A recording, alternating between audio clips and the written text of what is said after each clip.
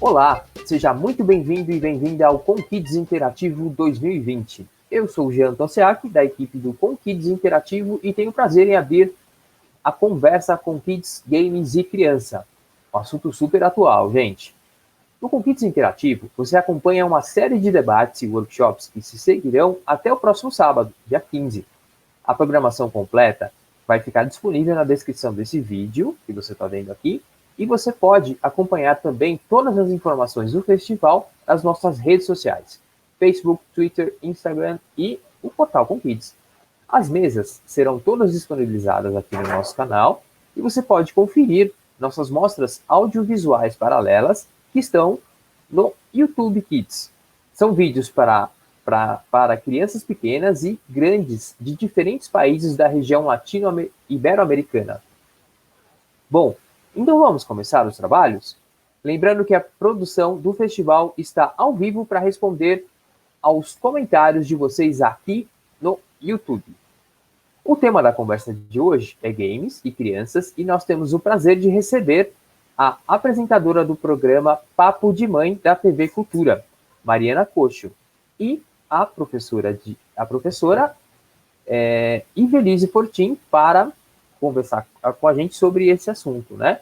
Mas quem são essas duas super convidadas, pessoal? A Mariana Cocho é jornalista, tem 30 anos de experiência em televisão e há 10 é apresentadora do programa Papo de Mãe no ar, hoje na TV Cultura. É mãe de 3 filhos, a Laura, a Isabel e o André. E a gente tem também a professora Ivelise Fortin. Ela é sócia da Homo Ludens e é professora de psicologia lá do curso de tecnologia em jogos digitais da PUC de São Paulo, onde também coordena o Laboratório de Estudos de Psicologia, Tecnologias e Informação e Comunicação. Bom, as duas têm um currículo super extenso, eu não vou me delongar aqui detalhando, porque elas próprias podem dizer, né, um pouquinho das experiências delas. Inclusive, isso vai aparecer nas conversas que vamos ter aqui. E eu passo a palavra, então, para Mariana, para começar essa conversa com o Kids. É com você, Mariana. Muito obrigada, Jean, e parabéns a todos por este evento. Olha, eu, como apresentadora do Papo de Mãe da TV Cultura e mãe de 3 adolescentes, como mãe, tenho muitas dúvidas. E, Evelise, é um prazer estar aqui com você. Sei que eu vou aprender muito com você, graças aí ao seu trabalho. E eu queria começar o nosso papo já usando como pergunta, olha, o título de um dos seus livros. Games viciam, fato ou ficção, Evelise? Boa tarde, tudo bom, Mariana? Tudo bem. Tudo bem. Então, esse é um tema provocativo, né, que a gente faz, mas, em geral, essa é uma dúvida muito comum entre os pais, né, que é a questão do vício, né, em videogames. Eu acho que, junto com a questão da violência, tem sido uma das grandes preocupações aí das famílias, né? O que eu posso te dizer é assim, acho que existe um diagnóstico, né, de dependência de videogames, existem pessoas que possuem esse diagnóstico, mas isso é uma parcela muito pequena da população dos gamers que chega a esse tipo de comportamento, né, que chega a trocar a vida, vamos dizer assim, trocar a vida presencial pela vida no videogame, né? Então, assim, é um diagnóstico que existe, né? Ele é um fato nesse sentido, mas ele não é nessa dimensão que as pessoas pensam, né? Na maioria das vezes, o que a gente vê é muito mais uma dificuldade da família de limitar esse jogo do que uma criança que seja dependente da forma como se concebe a psiquiatria, né?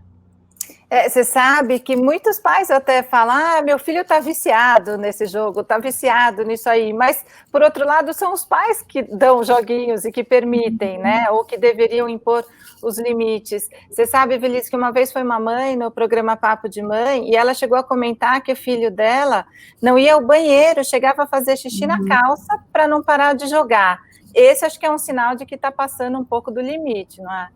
Isso, os sinais principais é o quanto você deixa, quando você começa a prejudicar a sua vida em função do jogo, né, em função de jogar. Então, isso que você está falando, né, que é urinar na roupa, ele é um dos sintomas de dependência, né, de videogames, mas, assim, precisa ter prejuízos significativos na vida da criança ou na vida do adolescente. Então, deixar de fazer as necessidades básicas para poder jogar, não dormir sucessivas noites para poder jogar, não comer, não se alimentar, não beber água, ter prejuízos escolares importantes, né, ou ser um adolescente mais velho, já ter prejuízos no trabalho. Então, tem que ter prejuízos, ou a gente fala consequências negativas importantes para a gente dar esse diagnóstico. Eu acho legal, porque os pais, quando começam a falar de jogos, costumam falar sempre da parte negativa. Então, ou porque o filho está viciado, ou são jogos violentos. Então, acho que a gente pode contextualizar isso tudo, até com base no seu trabalho, do que tem de positivo, de como pode se aproveitar o lado bom desses joguinhos, inclusive respeitando a idade da criança, porque a gente sabe que tem classificação indicativa, mas muitas vezes os pais nem seguem isso, e tem criança pequena jogando jogo de adulto, que daí a gente sabe que não é legal. Então, como é que faz para encontrar esse equilíbrio e fazer com que os jogos tenham esse lado positivo, até de entretenimento ou educativo? Eu acho que tem que pensar um pouco primeiro na idade da criança, né? Então, você libera coisas diferentes para crianças de idades diferentes, né? Então, as crianças que... Tem bastante gente debatendo o uso de celulares por crianças de 0 a 6, né? Então, quando a gente está pensando em crianças de 0 a 6, o uso é completamente feito pela família, né? A criança de 0 a 6, ela depende de uma mãe, de um pai, de um responsável que vai entregar esse jogo para ela, esse tablet, esse celular, né? Então, são coisas mais fáceis aí da família gerenciar, né? Porque ele é dependente. Para as crianças mais velhas, aí é bem importante isso que você falou, que as crianças, os pais estarem atentos à classificação indicativa. Muitas famílias falam assim, aonde eu vejo isso, né?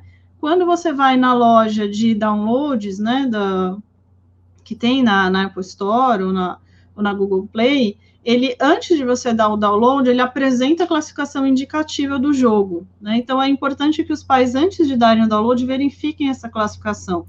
Tem alguns pais que falam assim, quando eu peguei o celular já estava lá, né? Então, apesar do jogo já estar lá, você pode ir na internet, procurar a classificação indicativa desse jogo e verificar se ele é adequado.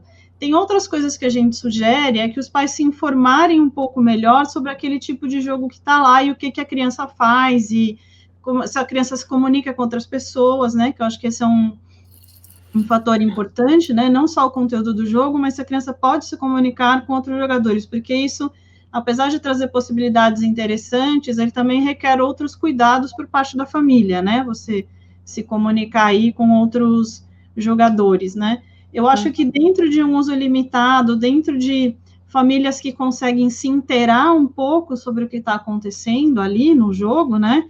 Eu acho que é sim possível fazer um uso positivo, né?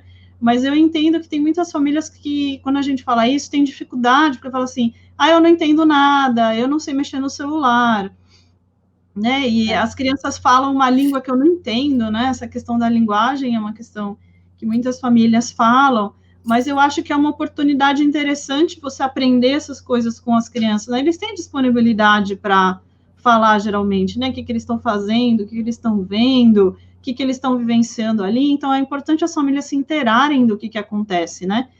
Para além do que eles veem na tela, né?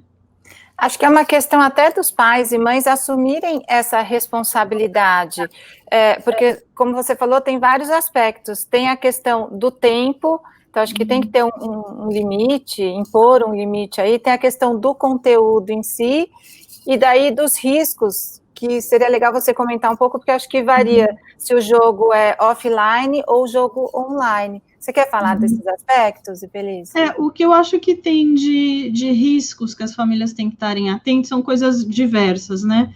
Eu acho que para as crianças menores, em geral, uma das preocupações, mesmo quando o jogo é offline não, mesmo quando o jogo você não está com outros jogadores, né?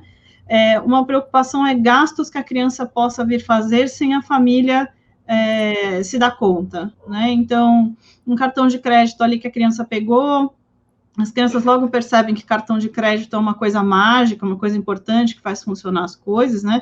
Não sei se você já ouviu relatos, mas eu já ouvi relatos de crianças que gastaram R$5.000 no jogo no cartão de crédito do pai, e o pai só descobriu no final do mês, né?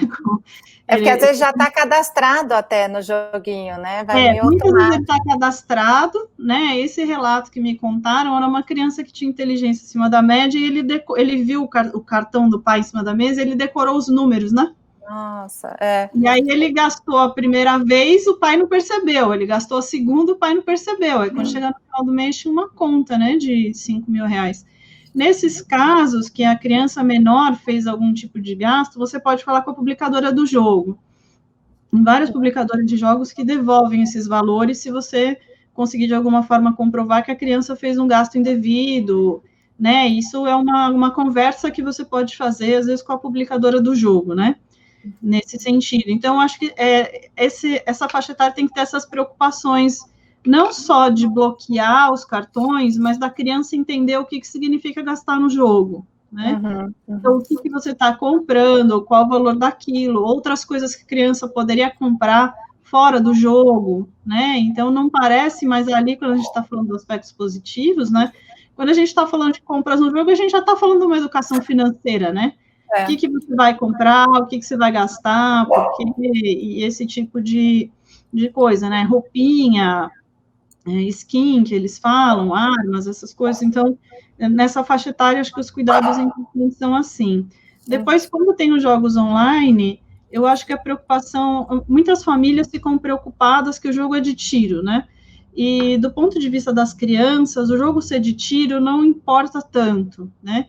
Os maiores problemas que elas encontram são o que a gente chama de comportamento tóxico nos jogos, que as comunidades de jogos têm culturas muito machistas, racistas, sexistas, homofóbicas, eles se xingam muito, eles gritam muito, né, eles se ofendem muito, e as crianças, em geral, não estão aí preparadas para as famílias não estão preparadas, não preparam para esse tipo de coisa que eles podem ver nos jogos online, né?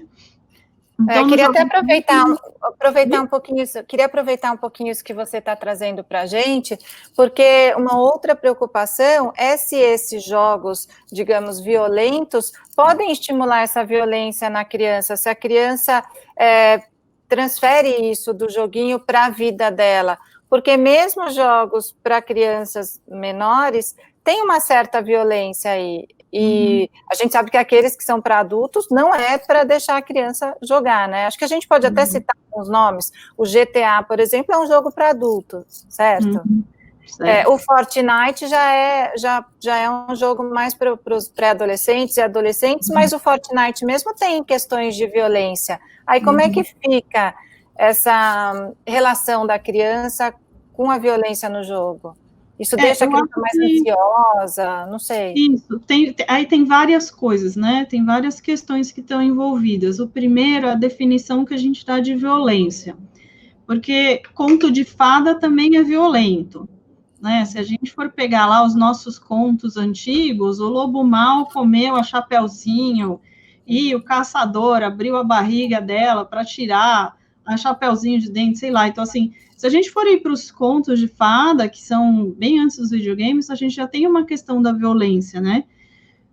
Quando a gente vai pensar em classificação indicativa, eles têm um conceito de que não é que as crianças não podem ver violência, é que a criança tem que ver uma violência que é adequada para a idade dela, né? Então, mesmo que você vá em jogos de classificação livre, o que está dentro da classificação livre são alguns tipos de coisa que a gente até considera violento, mas que se entende que aquilo não é danoso para a maturidade que a criança tem. E aí, conforme a criança vai crescendo, ela tem mais maturidade e ela pode ser exposta a outros tipos de conteúdo violento, né? Então, eu acho que a primeira coisa para pensar é essa definição do que é violência, essa definição do que é jogo violento. Senão, eu já vi gente falando que Angry Birds é jogo violento porque você joga o passarinho nos porquinhos, né? É um nível de violência? Sim, ele é um nível de violência, mas ele não é comparável com o GTA, ele não é comparável com jogos de terror, esse tipo de coisa, né?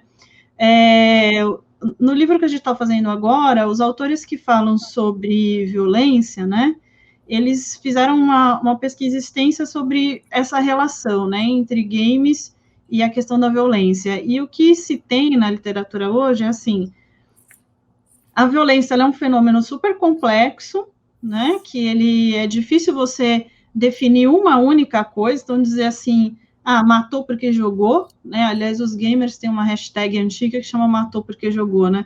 Você jogou, você vai lá e cometeu um assassinato. E essa relação, ela não é direta dessa forma, né? Você tem uma quantidade enorme aí de variáveis para explicar a violência, variáveis que vão desde, né, do ponto de vista da medicina, desde aspectos genéticos, aspectos médicos, aspectos socioeconômicos, questões psiquiátricas, todas as questões sociais. Então, assim, você tem uma quantidade enorme de variáveis, né, para a gente falar dessa questão. E aí, as pesquisas que falam sobre videogame e violência falam assim, tem uma influência, sim, mas essa influência é muito pequena dentro dos processos de violência. E ela é uma influência que ela atinge, assim, menos de, acho que 5% dos jogadores, menos de 5% dos jogadores desse tipo de jogo, né, que a gente considera mais violento, ou dos jogos de tiro, menos de 5% desses jogadores têm alguma influência na questão da violência. Se a gente for pegar se a gente for pegar os grandes sucessos, que são jogos de tiro, né, Fortnite, Free Fire, né, que hoje é bem popular, Free Fire, o Counter-Strike, assim, se a gente fosse pensar que esses jogadores foram muito afetados e foram muito violentos, a gente teria uma pandemia de violência, né? Se a gente for pensar em número de pessoas que jogam esses jogos e não são afetados dessa forma, né? Também tem toda a questão dos jogadores profissionais, né? O Brasil tem muitos jogadores profissionais de jogos de tiro, e eles não são assassinos profissionais, eles são jogadores profissionais, né? Então, é uma questão complexa aí, né? O que eu acho curioso como mãe, eu vejo meu filho de 13 anos jogando, aí eu falo, vem jantar. Ele fala, não, mãe, espera eu morrer. Eu preciso morrer, é horrível você. Ou então, não, mãe, que se eu parar agora, aí eu vou morrer. Tem essa questão da finitude do jogo, porque tem jogos que eles não têm uma pausa ali, eles nunca terminam.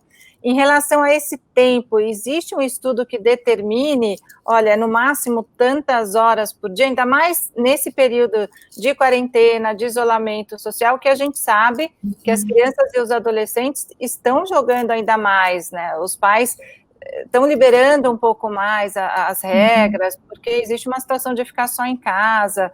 Então, a gente precisa falar desse limite, de até quanto dá para estender esse tempo. Eu acho difícil a gente falar de número de horas, né? Principalmente porque o debate do tempo de tela, ele não é um debate só das crianças, ele é um debate dos adultos, né? Com a pandemia, os adultos também estão um número absurdo de horas nas telas, né? Por todos os motivos. Seja porque é a única forma de interação que você tem, né? Ou mesmo que a gente está fazendo aqui, né? A Conkids, assim como outros eventos, eram eventos presenciais. E esses eventos viraram tempo de tela, né? De lives que a gente assiste. Então, eu acho que a pandemia vai trazer coisas novas sobre o debate da influência do número de horas sobre as pessoas, né? Que eu acho que a gente ainda não tem muito claro. O que a gente tem, o que a gente tem dito para as crianças é assim, a qualidade do tempo de tela ela é mais importante que se ficou 10 minutos, 15 minutos ou 20 minutos, né? Então, é importante verificar o que ele está fazendo, que tipo de coisa que ele está jogando, quais são as interações, né? Dado que hoje, na pandemia, muitas das crianças e adolescentes, que a gente falou para o livro, eles hoje têm o videogame, é a única interação social que eles têm, né? Então, jogar Fortnite com os colegas da escola é importante porque os colegas não estão lá, ele não tem recreio, né?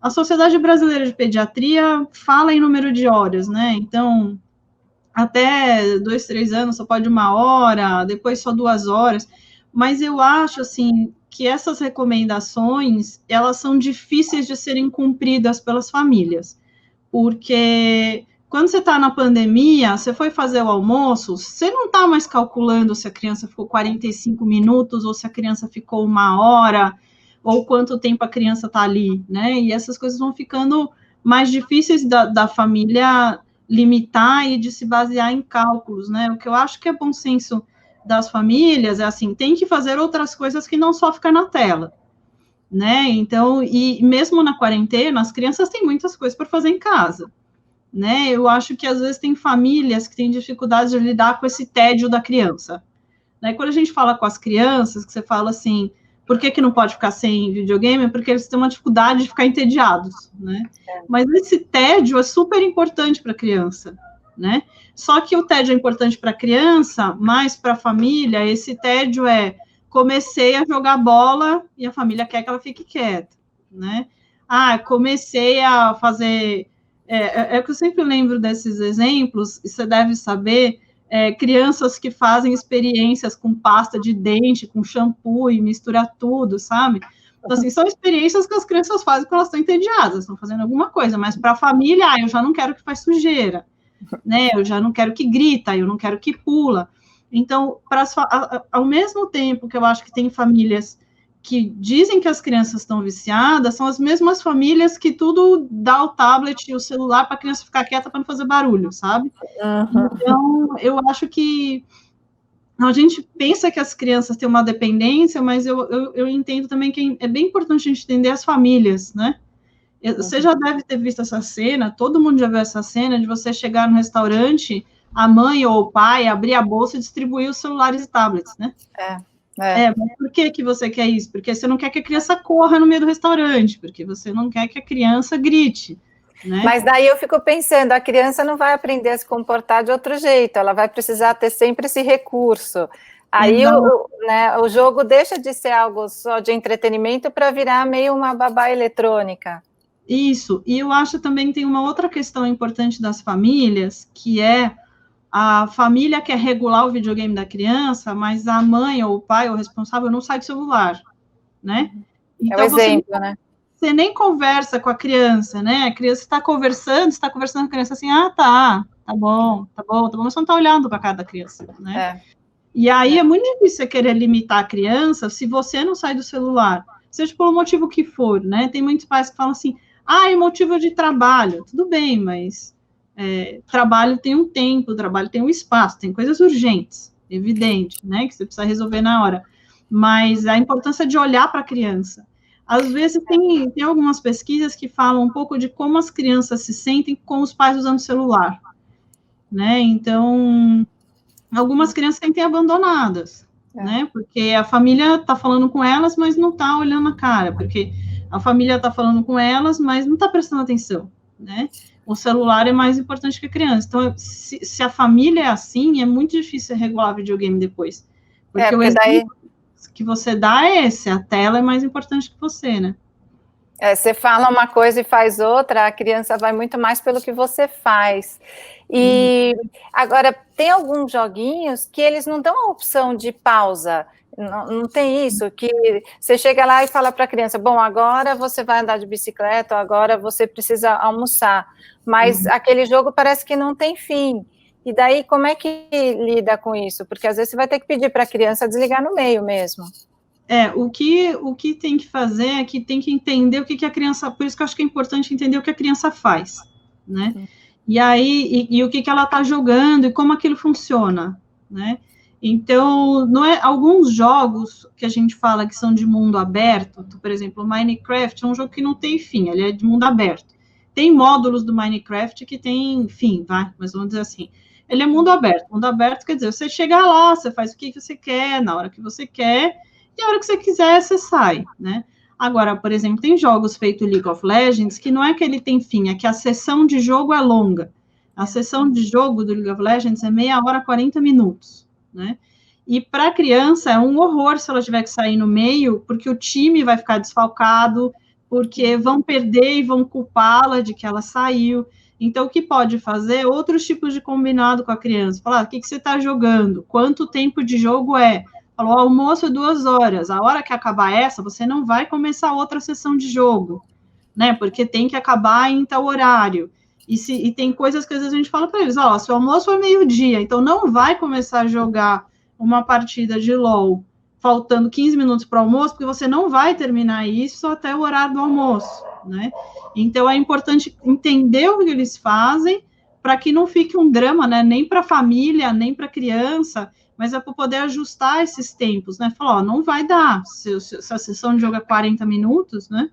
Você vai ficar angustiado porque você está largando tudo, e a mãe vai ficar angustiada porque ele não está almoçando, ou porque ele já tinha que ter saído, né?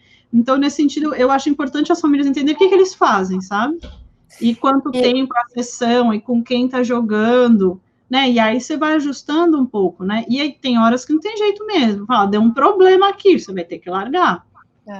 Eu tenho uma outra questão do horário, que são aquelas crianças, acho que mais pré-adolescente e adolescente, que jogam à noite, e nesse período de quarentena estão virando o dia pela noite. Aí os pais vão dormir e acabam perdendo o controle do tempo, do que está fazendo. O ideal seria estipular uma regra para não deixar virar a madrugada jogando? Qual a sua opinião, Evelise? O ideal é dizer o seguinte, falar, olha, você precisa dormir nesses horários, você precisa dormir X horas, você vai ter que se organizar para jogar e se organizar para dormir nesse horário, né? Eu entendo que tem alguns, principalmente os jogadores mais velhos, vão alegar, com alguma razão, que tem coisas que só acontecem à noite, né? E eu acho que, assim como os adultos, de vez em quando, você fazer isso, não é um problema. Os adultos também fazem isso de vez em quando, né? Não vem falar que adulto não maratonou Netflix até 4 horas da manhã, porque adulto faz isso. Isso é um outro problema. Você maratona Netflix até as 4 horas da manhã, depois você quer que a criança fique 10 horas da noite na cama, né? Mas os adultos também fazem isso de vez em quando. Não é todo dia, não é toda semana que troca o dia pela noite, né? Então, e tem coisas que eu acho que é difícil para eles, mas tem hora que tem coisas que eles têm que entender que eles vão perder. Então, assim, não vai dar para você jogar isso nesse horário, mesmo que seus amigos estejam, vai ter que perder isso, apesar de ser difícil, né? Assim como, tem uma viagem de família e não vai dar para você sair no final de semana, né? Mas tem uns compromissos familiares, não vai dar para você fazer isso, não vai dar para você fazer isso sempre, né? Eu acho que isso vale para tudo na vida, essa coisa dos filhos aprenderem a lidar com a frustração também. Não dá para a gente querer agradar os filhos o tempo todo. A questão da gente também, dos pais dizerem não para os filhos. E queria retomar quando você falou da interação no jogo, que realmente tem sentido isso. O momento de jogar é um momento que está ali com os amigos, ainda mais agora que está afastado, que não vai para a escola. Nesse sentido, que cuidados tem que ter quando o jogo é online e daí aquela criança está jogando com pessoas que ela não conhece? Eu acho que tem que instruir a criança para estar no ambiente digital, e isso não é só para videogame, isso é para toda atividade digital que a criança faz. Então, rede social, que a criança porventura venha a usar, né? A gente sabe que as crianças só podem ter contas a partir de uma determinada idade nas redes sociais, mas, por exemplo, TikTok é uma rede social que tem uma quantidade enorme de crianças, Instagram, então, em todos esses lugares tem que ter uma educação para estar no digital, e essa educação para estar no digital inclui uma série de questões. Primeiro, o comportamento da própria criança, né? Então, não é para você xingar os outros, não é para você ofender, as pessoas se magoam com as coisas que se falam, então, coisas que a criança tem que ser instruída de coisas que ela não pode fazer, mesmo que os outros estejam fazendo. Acho que isso é uma coisa difícil, porque as comunidades de jogo, todo mundo se xinga, fala, olha, mesmo que todo mundo esteja xingando, não é para você fazer, não é para você magoar os outros, né? Então, acho que uma primeira questão é o que as crianças fazem.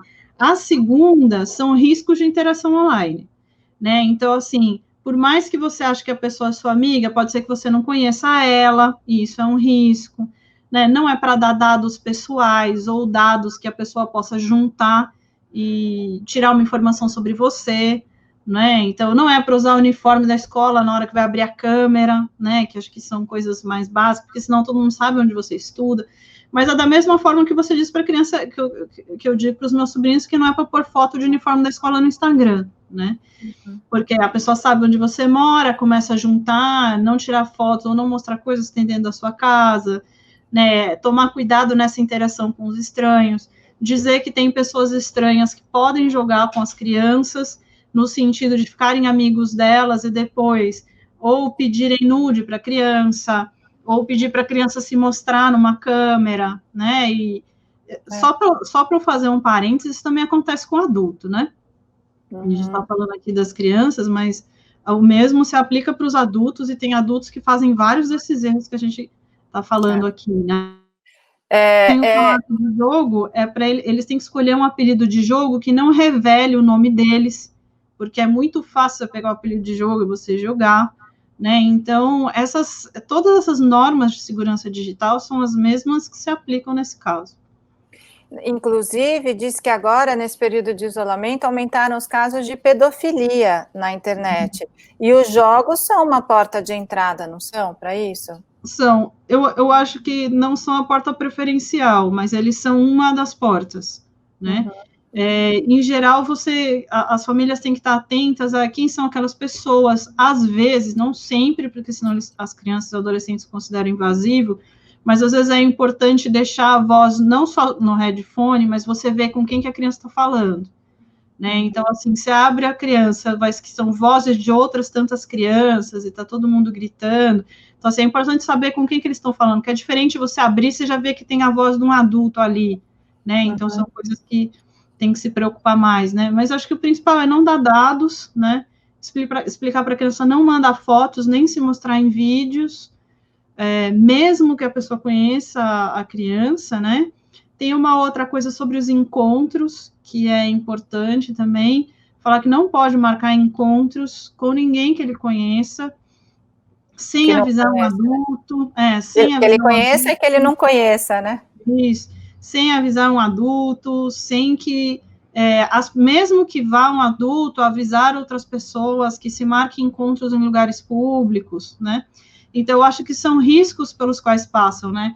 Eu tenho uma experiência porque eu joguei online muito tempo, né? Eu joguei online muitos anos, né?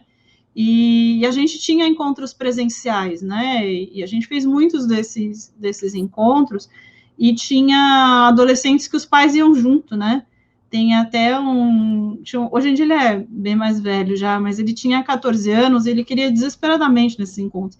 E o pai falou para ele, falou assim, não, você pode ir, mas eu vou junto, eu vou olhar para a cara das pessoas, eu vou ver quem que são as pessoas, e se eu achar que as pessoas são confiáveis, você pode ficar.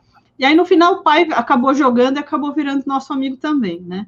Mas eu acho que são coisas importantes, né? Quer dizer, não é que está proibido, mas eu vou ter que ir lá, eu vou ter que ver, eu vou ter que olhar, né? E aí, teve um pai e uma mãe que jogaram com a gente bastante tempo, né? Então, nem todos os encontros online são ruins, né? E eu acho que tem interações importantes, assim. Eu tenho amigos que casaram nesse jogo, né?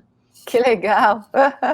Olha, Ivelisse, acho até importante a gente aprofundar nessa questão do envolvimento dos pais e das mães com os jogos, né, com essas atividades dos filhos. Ivelisse, eu quero até aproveitar que a gente está falando de pais e mães, aprofundar nesse tema. Vou trazer a pergunta que foi enviada pelo Rodrigo Veloso, lá de São Francisco, no Vale do Silício, na Califórnia. Ele é diretor de marketing da empresa Roblox, de games. E o Rodrigo já trabalhou na área de gaming do YouTube, do Twitter. Ele que é pai de 3 adolescentes. Ele vai falar aqui de uma pesquisa que eles fizeram e tem uma pergunta para você. Oi, Evelise. Oi, Mariana. Tudo bom? O Roblox recentemente fez uma pesquisa com pais e adolescentes, na qual a gente constatou um grande desencontro em termos do diálogo sobre comportamento online entre pais e filhos. Enquanto os pais, em grande maioria, 93%, acham que estão tendo diálogo sobre comportamento digital com os filhos frequentemente, ou pelo menos ocasionalmente, a grande maioria dos filhos, dos adolescentes, 60%, acham que esse tipo de diálogo acontece raramente ou nunca. Como é que a gente trabalha esse desencontro? Como é que a gente entende esse desencontro? Então, a pergunta é, vocês acham que isso sinaliza um problema de comunicação entre pais e filhos? Ou que é possível que falte um entendimento e conhecimento básico compartilhado, comum entre pais e filhos, sobre a vida digital? Ou seja, falta, assim, um conhecimento básico para poder ter esse diálogo. Especialmente em se tratando de games, que é uma coisa que poucos pais fazem junto com os filhos. Poucos, menos de um quarto dos pais jogam games com os seus filhos. E dependendo da resposta de vocês, como que a gente resolve isso? Rodrigo Veloso, super obrigada pela sua participação. Vou passar a palavra, então, para a Evelise te responder. Interessante essa pesquisa também, Evelise.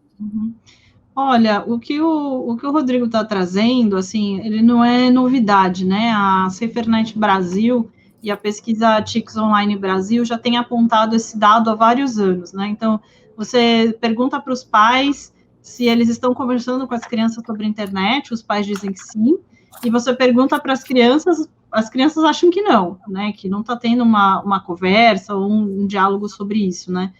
A minha impressão é que crianças e adolescentes, né, e pais têm visões diferentes sobre o que significa conversar sobre a internet, ou o que significa conversar sobre games, né? Então, do ponto de vista do adulto, ele entende que conversar sobre games é dizer que tá bom, já deu, não é para você jogar mais. Ele entende que, tá bom, então, você tá ficando viciado, eu não vou deixar mais você jogar. Esse jogo é violento, eu não quero que jogue, né? E a perspectiva das crianças, dos adolescentes, é outra, né? Eu acho que toda essa parte de comportamento tóxico que eu estava falando, né? Ela é uma parte que as famílias não falam, é uma parte que as famílias não conversam. Então, eu entendo que, do ponto de vista da criança, você não está falando de games, né? A compreensão dessa pergunta é muito diferente, né? Então, do ponto de vista das crianças, estar falando sobre games é falar sobre problemas que elas encontram, é falar sobre questões que elas têm, é falar sobre coisas que elas viram nos jogos, né? E do ponto de vista das famílias, é só regulamentar o que eles estão vendo, né? Principalmente citar quanto tempo está ali ou quanto tempo não está ali, né? Então, acho que o conceito que significa conversar sobre games é diferente, né? Principalmente porque eu acho que, do ponto de vista da família, o que você vê é a criança no celular, né? A criança no Black Mirror. Mas o que a criança está vendo daquele celular para dentro é uma coisa enorme, é um universo, é uma quantidade enorme de pessoas, de interações que ela estabelece, é uma quantidade enorme de significados, do que aquele jogo significa para ela, o que significa ganhar, perder, superar obstáculos, superar desafios, fazer amigos, fazer inimigos, gerenciar, liderar. Então, de fato, a maioria das famílias não fala sobre isso, né? Então, do ponto de vista deles, não se conversa, né, sobre games. Quer dizer, de repente, os pais precisam demonstrar um interesse maior e um interesse sincero sobre aquele universo para abrir espaço para esse diálogo? Eu entendo que sim, né? Porque, às vezes, o que eu tenho visto das famílias, assim, ou uma preocupação muito grande, a preocupação principal é limitar o horário, não deixar jogo violento, não deixar jogar jogo violento, né? E não que isso esteja errado, porque eu acho que são preocupações importantes da família, mas aí a hora que a criança vai contar alguma coisa que ela achou interessante, a família fica, tá bom, não enche o saco, você tá falando demais de jogo, né? Não tô entendendo nada do que você tá falando, né? Isso é um clássico. Não tô entendendo nada do que você tá falando, né? Então, do ponto de vista, por isso que eu tô falando, do ponto de vista da família, ele falou, ele regulou, ele perguntou, né, o que ele tá vendo, e ele tá preocupado com outras questões que as crianças não estão. Eu acho importante, sim, isso que você falou, das famílias se interarem do que eles estão fazendo, e não só do que eles estão fazendo, mas do que aquilo significa, né? Mas para as famílias é difícil, né? Porque eles começam assim, não, porque vai tancar, porque o personagem estava bufado, debufado, é uma língua que a família não domina, né? E é uma língua que a gente tem que aprender com eles, né? E nesse sentido, você acha importante os pais jogarem com os filhos de vez em quando? eu acho, mesmo que você não saiba jogar, e tem muitas famílias que falam, eu não sei jogar, né? Eu acho que assistir jogá-los é uma experiência interessante, né? Eu acho que jogar junto é uma experiência interessante, é uma experiência importante para entender o que eles estão fazendo, para entender por que aquilo é importante, não é? Eu acho que eu tenho famílias que a gente conversou que tinham muito mau humor de jogo, e aí o pai se irritou e resolveu jogar junto, né, com eles, e aí o pai começou a entender por que não podia parar no meio, né? Por que não pode parar no meio? Agora eu entendi por que não pode parar no meio. Mas eu acho importante, sim. Inclusive, porque às vezes tem jogos que quando você passa ali na sala e está jogando, parece inocente, né? E depois, quando você passa a segunda vez, né? Às vezes o jogo não é bem adequado ao que você queria, né? Outro dia tinha os meus sobrinhos, eu não vou me lembrar o nome, mas os meus sobrinhos estavam jogando um jogo ali, e era um rapaz que estava dentro de um carro, e ele pegava umas coisas e fazia umas entregas e tal, aí eu demorei para entender que aquilo era uma entrega de drogas, né? Ixi, mas não era GTA? Mas olhando só de fora, pareceu normal, né? Tava pegando as coisas, motoboy, ok, você pode ter um jogo de motoboy, ótimo que tenha, né? Mas era um jogo sobre drogas. Eu falei, esse jogo não vai dar, né? Não é para a idade de vocês e tudo mais. Mas é diferente quando você passa olhando, né, que a criança está fazendo ali. Isso quando está no computador, isso quando está no console, porque no celular é muito mais difícil você olhar, né? Porque a criança está ali no mundinho dela, né?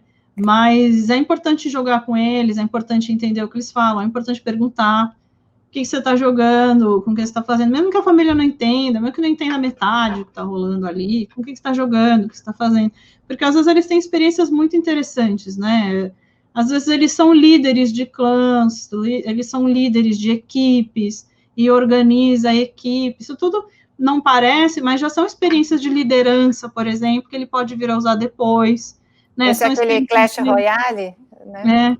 São experiências de se frustrar, são experiências de perder. O que você faz quando você perde, né? E acho que essa é uma questão importante, né? O que você faz quando você perde? Mas tem a ver também com o que a família faz quando alguma coisa deu errado.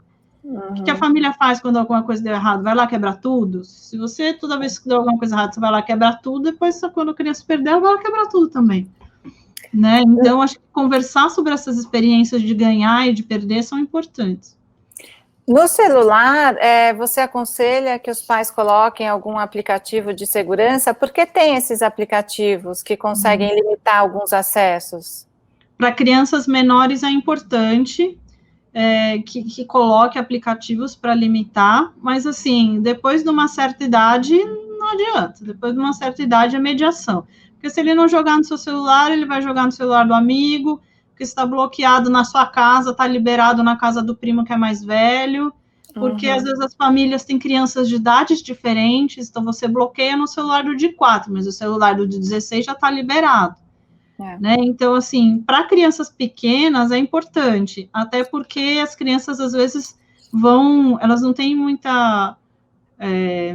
às vezes não tem muita ideia do que elas estão fazendo, acha bonito, clica, né? E aí instala coisas que não deveriam instalar, né? Então, para crianças pequenas é importante. Tem toda a parte dos controles parentais, todas as plataformas de console têm controles parentais para você liberar os jogos a partir da faixa etária. No celular, você tem, tanto no iOS quanto no Android, você tem formas de limitar o que a criança faz no celular.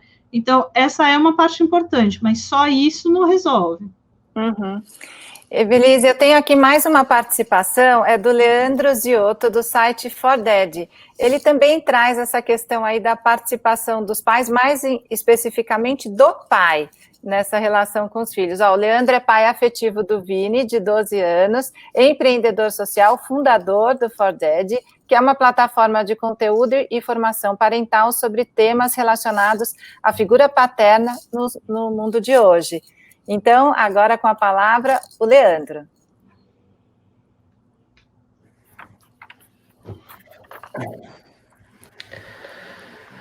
Olá, Mariana e Evalise, tudo bem?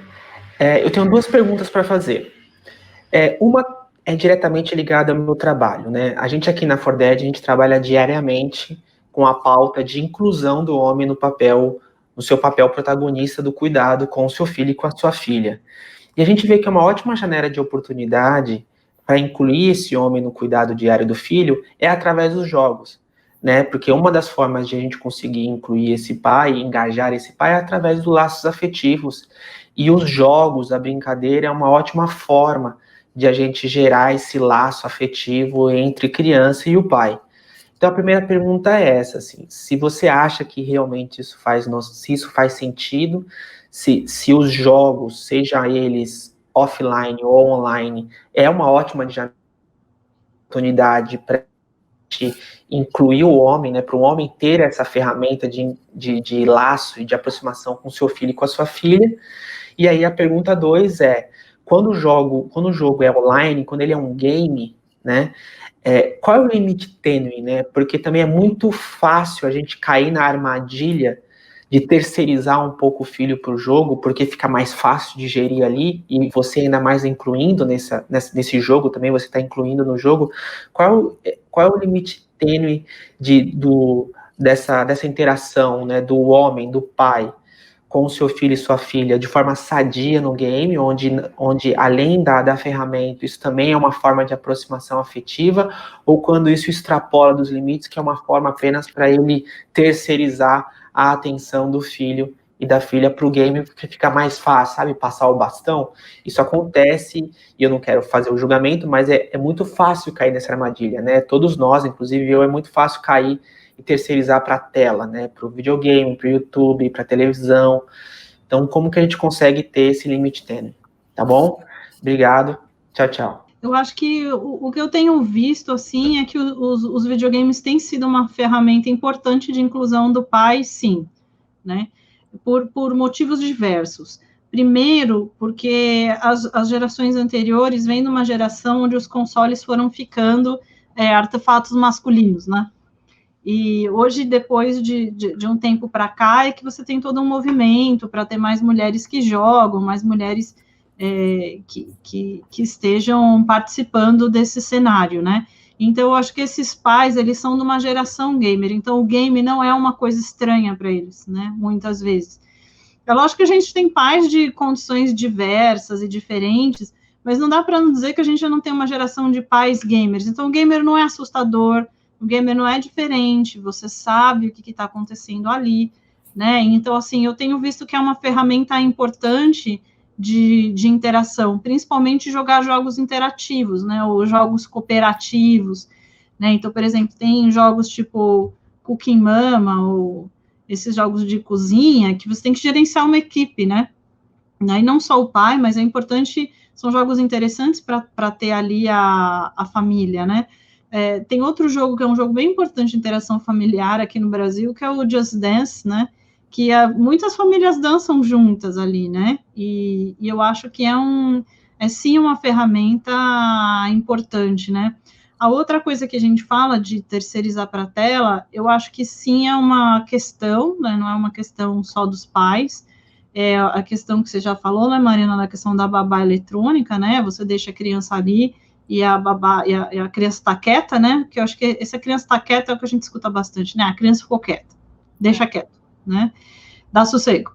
E eu acho que ele é uma questão importante, né? Eu acho que, pensando em questões de gênero, eu acho que tem alguns pais que são mais suscetíveis a isso, eu acho que por toda uma discussão complexa que eu não vou fazer aqui, mas por uma questão de muitos homens não terem sido ensinados a fazer parte dessa criação, né? E eu acho que, como você não foi ensinado, parece que você chega lá, você não sabe, parece que você não sabe o que fazer, né? Então, deixa aí na frente da televisão, que eu não preciso me preocupar. Mas os jogos que se tem interação, eles são momentos importantes, né? Se eu interajo com essa criança, se eu jogo junto com essa criança, né? Então, vamos jogar Rocket League, né? O Rocket League é um futebol de carrinho, lá é um contra o outro, né? Então, jogar junto é uma experiência importante, é uma experiência familiar importante. Uhum. Quero agradecer ao Leandro pela participação e, por escrito, eu recebi aqui um comentário, uma pergunta da advogada de Direito Digital, Alessandra Borelli, que é do escritório Opsi Bloom. A Alessandra, ela tem um trabalho de educação digital com a empresa Netix, depois até você pode falar, Evelise, que acho que ela está participando desse seu novo livro, né? Até o final a gente comenta desse seu novo projeto também. E a Alessandra Borelli me escreveu aqui pedindo para que você falasse do uso dos games na inclusão, principalmente de crianças com alguma deficiência. Tem vários projetos de usabilidade para crianças deficientes. Então, tem uma série de coisas, por exemplo, de controles adaptados que se faz para as crianças poderem jogar. Tem alguns jogos que têm se preocupado com isso, né? Parece que, acho que se eu não me engano, né, o Last of Us, acho que foi um jogo que lançaram agora, tem uma preocupação grande com acessibilidade para pessoas deficientes. E tem coisas bem interessantes, porque, por exemplo, dependendo do que você for jogar em plataformas digitais, ninguém sabe que você é deficiente auditivo, né? Então, isso gera uma inclusão muito grande para essas pessoas, porque você tem limitações do contato que elas não existem online, né? Ou ninguém precisa saber que você é deficiente físico, né? Dentro desse jogo, seu corpo é inteiro, né? Eu acho que tem questões nesse sentido, né, das pessoas se sentirem incluídas. Eu acho que tem uma preocupação maior em incluir personagens que mostrem que tem alguma deficiência ou que mostrem que tem alguma habilidade. Eu acho que tem pessoas que são deficientes que têm construído personagens onde eles mostram essas deficiências, que também é uma coisa bem interessante, né? Então, assim, se eu não tenho uma perna, meu personagem também não tem uma perna, né? Esses que você consegue construir, né? Que eu acho que também é interessante, e a questão de você conseguir trazer, por meio desses jogos, trazer essas pessoas para o cenário, né, para discutir, para jogar. Eu acho que ele é uma forma inclusiva, assim. A gente vê como tudo, quando bem utilizado e bem encaminhado, tem esse lado positivo. A Alessandra também comentou sobre a questão dos games de acordo com a classe social, até como uma inclusão, ou qual a importância dos games na periferia das grandes cidades. Só para fechar a pergunta anterior, tem um vídeo de um rapaz que é deficiente visual, ele está jogando um videogame com o Danilo Gentili, ele dá uma surra no Danilo Gentili, ele como deficiente visual, né? Então, eu acho que são exemplos bem importantes, né? A questão dos games na periferia, eu acho que é outra questão importante, né?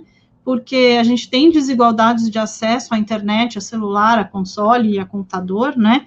Que são desigualdades importantes no Brasil, mas isso não faz com que essas pessoas deixem de participar dessa cultura gamer, né? Então, em geral, as crianças, elas têm pouco acesso a console, têm pouco acesso a computador, mas elas têm acesso a dispositivos móveis, né, principalmente o celular. A gente hoje vive no Brasil uma explosão de jogos no celular, principalmente aqui Free Fire e PUBG, onde o Brasil tem se destacado no cenário internacional. O time do Corinthians tem vários jogadores, o time do Corinthians, né, do Free Fire, tem vários jogadores que vieram de comunidades. Aliás, os dois melhores jogadores que a gente tem de Free Fire aqui no Brasil, eles vieram de comunidades, então ele está sendo inclusivo também dessa forma, né? Porque assim como outros esportes, né, onde as pessoas conseguem jogar e se destacar, os videogames também estão tendo essa função, né? E eu acho que tem outra coisa que é importante, tem várias iniciativas com projetos de games dentro das comunidades, no sentido de trazer profissionalização para essas crianças e para esses adolescentes, né? Então, por exemplo, tem um projeto no Rio de Janeiro, que é um projeto que chama Afrogames, que é um projeto que trabalha com isso. Aqui em São Paulo, a gente tem 3 projetos de games na periferia, né? De uma empresa chamada Sui The Real, o pessoal da Game Art e o pessoal da Pixjuice, que são pessoas que ensinam crianças e adolescentes a desenvolverem jogos, no sentido de dar uma profissionalização para eles. Então, são formas importantes, né, de incluir essas pessoas. E a gente tem visto também vários projetos, porque, assim, como as pessoas, em geral, não têm acesso à internet em casa, o acesso à internet ele é feito pela escola, né? E aí, na escola, muitos têm ido à escola para usar a internet para jogar. E tem escolas que têm aproveitado esse espaço para trazer esses adolescentes para outros projetos, né? Então, vamos desenvolver um jogo para a escola, então vamos ver profissionalização, o que você precisa? Precisa de inglês, então vamos aprender inglês, né? Então, tem vários projetos hoje que estão trabalhando com games nesse sentido, né, de trazer essas pessoas. E aí, só para fechar, eu acho que tem experiências interessantes também, de que às vezes você não precisa do jogo para jogar, né? A gente tem uma experiência do Just Dance, que o pessoal de periferia, ele não tem aquele console, aquele sensor de movimento, e eles jogam o Just Dance do YouTube, né? O Just Dance é um sucesso mesmo as pessoas não tendo o console, né? Então, acho que a cultura gamer está aí na periferia também, né? Já visto o Perifacon, né?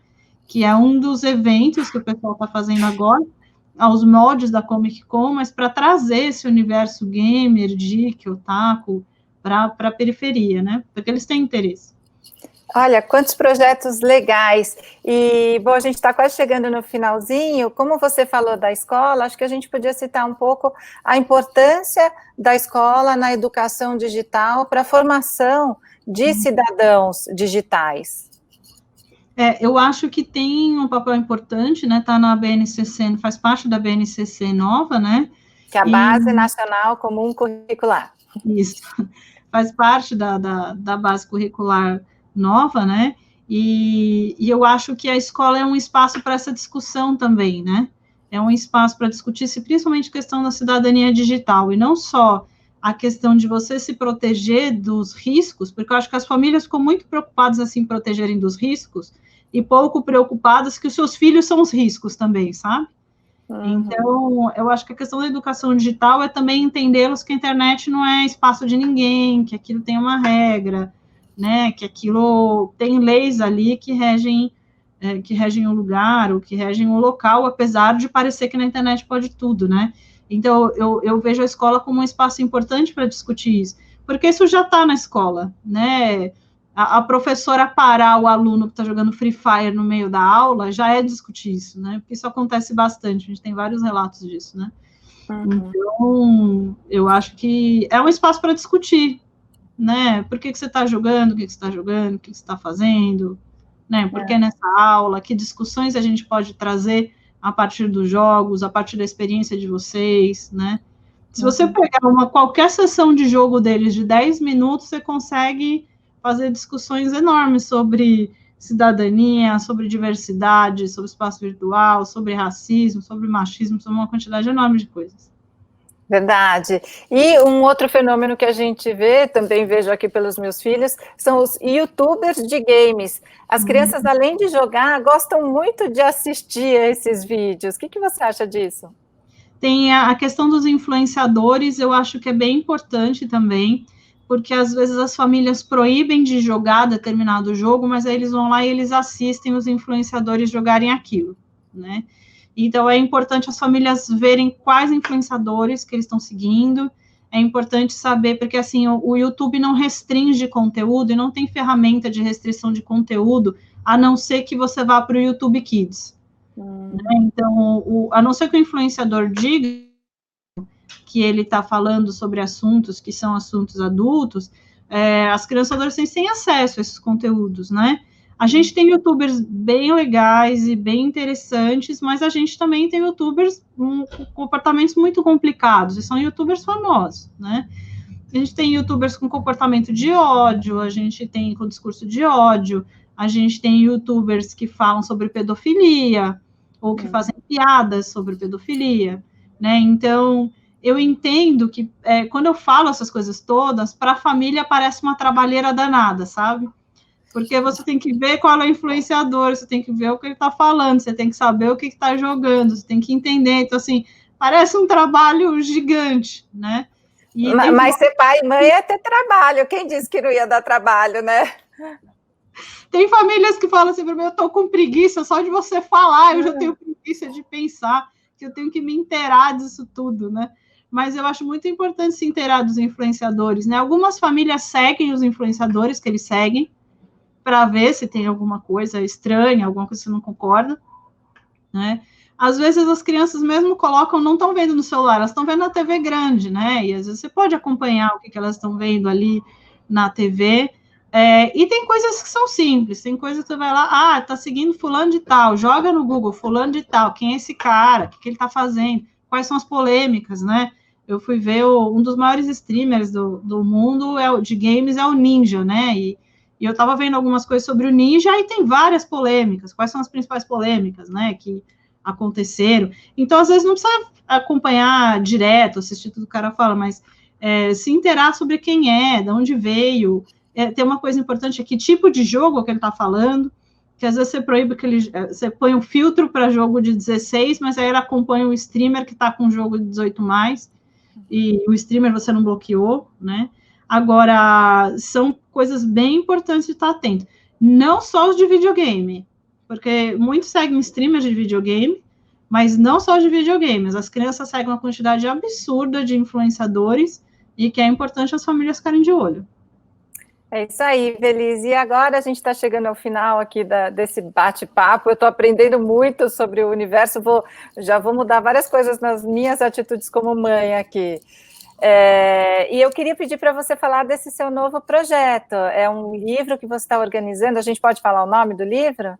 Pode. A gente está organizando um livro. O livro vai chamar O que as famílias precisam saber sobre games, né? Que vai ser um guia. A gente fala um guia para pais responsáveis. Esse projeto envolve vários autores, a gente tem autores de diversas formações, então a gente tem autores que são desenvolvedores de jogos, pessoas do cenário dos esportes eletrônicos, psicólogos, psiquiatras, médicos, e aí a ideia é a gente responder essas questões que a gente está conversando aqui, né? O que eu tenho que me preocupar sobre segurança, o que eu tenho que me preocupar com relação à dependência, o que eu tenho que me preocupar com relação à violência, comportamento tóxico, um pouco também, acho que a gente dá uma introdução antes do que são os jogos, né? Porque senão as pessoas têm a ideia de que jogo é só o Fortnite que você vê, né? Ali o sucesso, né? De mercado, é só o Free Fire. E tem uma quantidade absurda de outros jogos que as famílias podem achar interessantes para as crianças ou para os adolescentes, que são jogos educacionais, jogos que promovem discussões interessantes, né? Eu tenho uma apresentação que eu faço que é só sobre jogos que falam sobre saúde mental, em que você pode fazer uma discussão, né?